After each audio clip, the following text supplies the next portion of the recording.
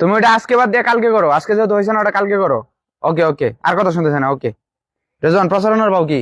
রাজু ভাই প্রচারণা তো ভালোই চলতেছে, কিন্তু একটা মহা ঘটনা ঘটে গেছে। মহা ঘটনা? কি ঘটনা? ভাই ঘটনা হলো কি, ওই সাব্বির আছে না, সাব্বির ও তো জামাতের কাছে ভোট বিক্রি করে ফেলছে। ভোট বিক্রি করে দিছে, তাও আবার জামাতের কাছে? ভাই সাব্বির কিন্তু আমাদের সাথে বিশ্বাসঘাতকতা করলো, এর একটা ব্যবস্থা নেওয়া দরকার। ব্যবস্থা তো নিবই, চরম ব্যবস্থা। এ সাব্বিরকে একটা কল লাগা, ইনস্ট্যান্ট এখানে আসতে বল। এই সাব্বির তুই কই রে? তুই তাড়াতাড়ি পুরা দিন আয়ের সামনে আয়।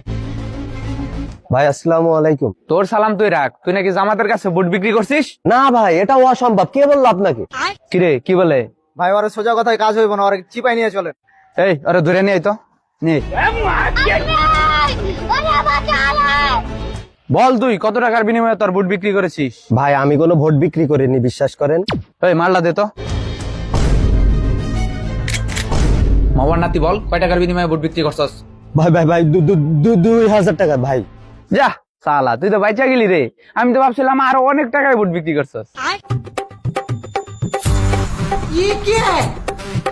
এখানে 4000 টাকা আছে, নে ভোটটা দানের শীষে দিস।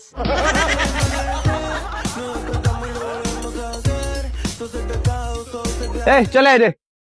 ভাই কি হয়েছে? ভাই আমরাও তো জামাতের কাছে ভোট বিক্রি করে দিছি। তাই নাকি? কত করে? আমি ভাই 50,000 টাকা দিয়ে বিক্রি করছিলাম। ভাই আমার সাথে অনেক দর কষাকষি হয়েছে, কিন্তু আমি 86,000 টাকায় বিক্রি করছি। ভাই আমি তো আপনার কাছের লোক, আমাকে দিছে 1 লাখ।